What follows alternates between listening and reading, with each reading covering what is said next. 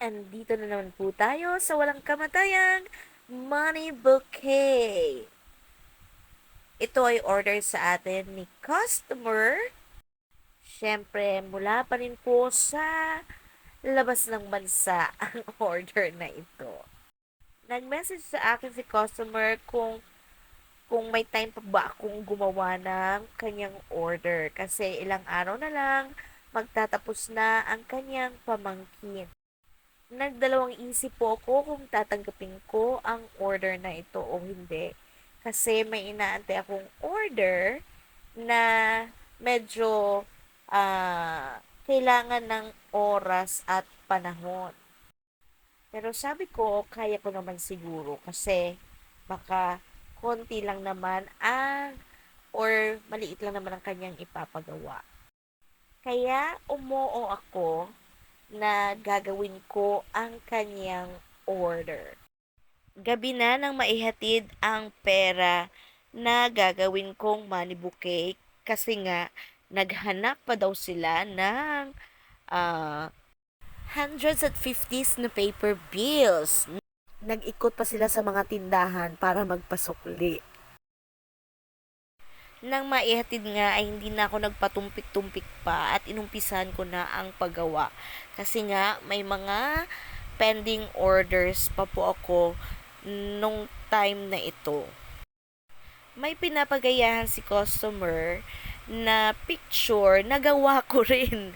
Kaya lang sabi ko, wala na akong available na ganyang wrapper. Kaya ibahin na lang natin. At syempre dahil naumpisahan ko ng irolyo ang pera, sabi ko, iba na lang na design ang gagawin ko. Mas pagagandahin ko pa. Ang sabi? Pakiulit nga. At gagamit ako ng light color lang na wrapper. Kasi yung pinapagayahan niya ay medyo dark na wrapper. Gusto sana ni customer na palagyan ng fresh flowers. Kaya lang, wala po tayong available na fresh flowers. Medyo malayo po ang city para bumili pa ng fresh flowers. Habang ginagawa ko ang order na ito, ay naalala ko na hindi ko pa pala na itatanong sa customer kung anong ipapalagay niya na dedication dito sa money bouquet. Kaya agad ko siyang chinat at tinanong kung ano ba ang ipalalagay niya dito. Ang sabi niya sa akin ay may dedication pa pala, hindi ko alam na maglalagay pa ng dedication. Nung sinend niya sa akin yung dedication na ilalagay, sabi ko sa isip ko, aba, ito na ang pinakamahabang dedication na ililayout ko. Kasi karamihan po ng dedication na inilalagay ko or pinalalagay ng mga customers sa kanilang mga bouquet ay maiikli lamang po.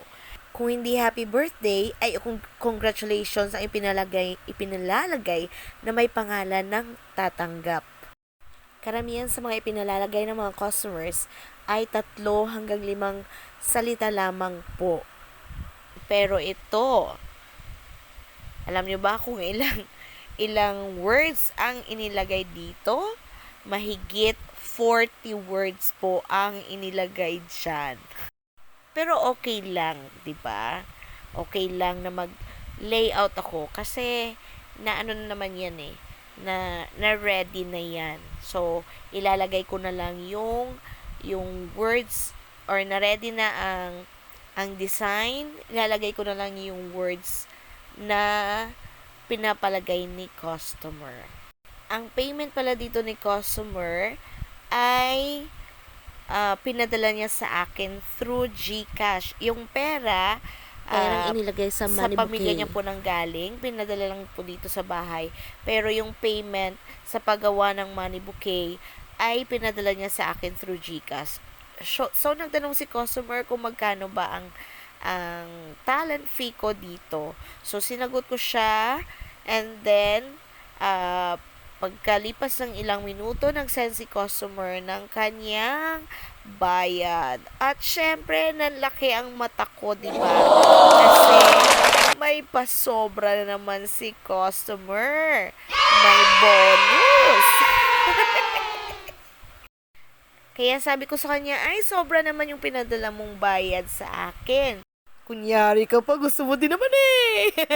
Ang sabi niya, okay lang yan kasi rush order naman.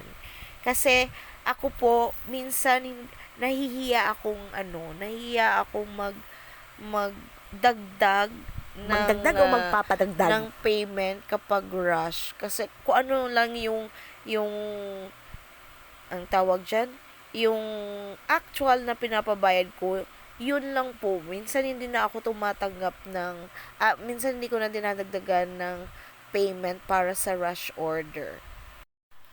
Minsan nga, tinatanong ng husband ko, magkano bang bayad dyan ga?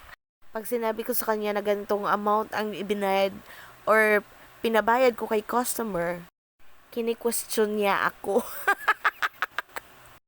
Ilang oras mo yung ginawa tapos yan na ipapabayad mo? Wala pa nga yan sa mga materials na ginagamit mo. Nag-charity ka na lang sana. Sinasagot ko naman siya na okay lang kahit konti lang ang kita ko. Libangan ko lang naman ito at nag-e-enjoy ako sa ginagawa ko. Minsan ito rin na nagpapatagal ng stress ko sa buhay. Nung matapos ko nga ang order na ito, ay pinicturan ko ito at sinend ko kay customer. At si customer, sinend niya din sa pamangkin niya, nakasabwat niya sa pagbibigay ng regalong ito. At syempre, natuwa tayo kasi ang ganda ng feedback, 'di ba? So, sarap sa feeling pag na-appreciate yung gawa mo. Kaya thank you so much sa mga customers ko. Minsan yung mga customers ko repeat order pa yan.